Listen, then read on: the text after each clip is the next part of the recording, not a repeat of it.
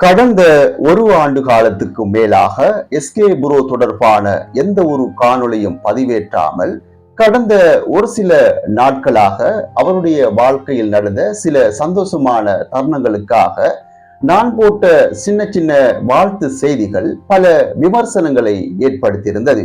அது தொடர்பான விளக்கத்தையும் புரோ தொடர்பான உண்மையான ஒரு சில விடயங்களையும் தான் இந்த காணொளியில் பேச இருக்கிறேன். காணொளியை முழுமையாக பாருங்கள். முதல்ல கிருஷ்ணா புரோவோட புது வீட்டு கிரக பிரவேசத்துக்கும் அப்புறம் அவருடைய திருமணத்துக்கும் சேர்த்து நான் வாழ்த்து சொல்லி 2-3 வீடியோக்கள் போட்டிருந்தேன்.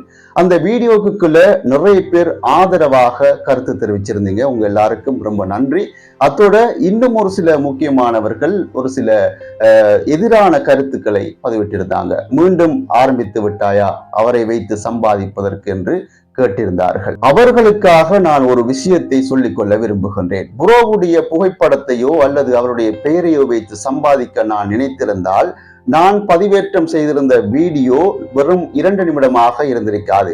உங்களுக்கு தெரியும், யூடியூப்பில் ஒரு நல்ல வருவாயை பார்க்க வேண்டும் என்றால் ஆக குறைஞ்சது ஒரு 8 நிமிடத்துக்கு மேலாக காணொளி இருந்தால்தான் அதுக்கான சரியான ஊதியம் கிடைக்கும் என்று உங்களுக்கு தெரிந்திருக்கும். என்னுடைய நோக்கம் அது கிடையாது. ஒரு மனுஷனாக அவருடைய இன்பத்திலும் துன்பத்திலும் கலந்து கொள்ள வேண்டும் என்பது மட்டுமே என்னுடைய நோக்கம். இன்னொரு முக்கியமான விடயத்தை தெளிவாக சொல்லிக் கொள்ள விரும்புகின்றேன். இனி எப்பவுமே கிருஷ்ணா புரோவை வைத்து வீடியோ போட வேண்டும் என்று நினைக்க மாட்டேன்.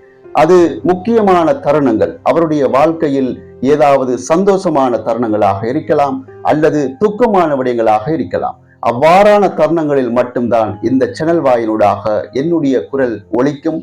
ஒரு சகோதரனாக அவருக்கு குரல் கொடுப்பதில் நான் எப்பவும் தயாராக இருக்கிறேன். யார் எவ்வளவு எதிர்ப்பான கருத்துக்களை முன்வைத்தாலும் அவருடைய வளர்ச்சிக்கு முன்னால அதெல்லாம் வரும் தூசிதான். கிருஷ்ணா புரோவை பற்றி பேச வேண்டும் என்றால் நிறைய விடயங்கள் இருக்கின்றது. ஒரு வறுமையான குடும்பத்தில் ஒரு கூலி வேலை செய்யக்கூடிய ஒருத்தருக்கு மகனாக பிறந்து இந்த அளவுக்கு அவருடைய வாழ்க்கையில் உயர்ந்திருக்காருன்னா அது வரும் சாதாரண விடயம் கிடையாது.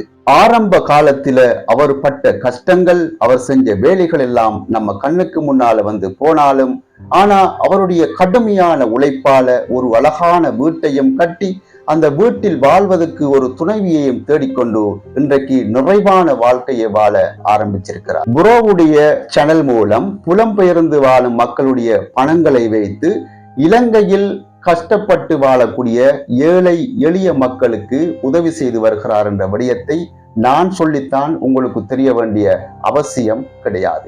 ஆனால் அதை பிடிக்காதவர்கள் கள்ளன் என்றார்கள், காவாலி என்றார்கள், ஏன் சிறை வரைக்கும் அனுப்பியிருந்தார்கள். இன்று அவர்களுக்கெல்லாம் பதில் சொல்லக்கூடியவாறு புரோவுடைய வளர்ச்சி இருக்கிறது. யாரெல்லாம் புரோவை தப்பா பேசினாங்களோ அவங்க முகத்தில கரிய பூசுற மாதிரி தான் இன்னைக்கு புரோவுடைய வளர்ச்சி இருக்கிறது. அவருடைய வெற்றிக்கு பின்னால இருக்கிறது அவருடைய உழைப்பு மட்டும் கிடையாது. இவ்வாறு அவருக்கு எதிராக செயல்படுபவர்களும் தான்.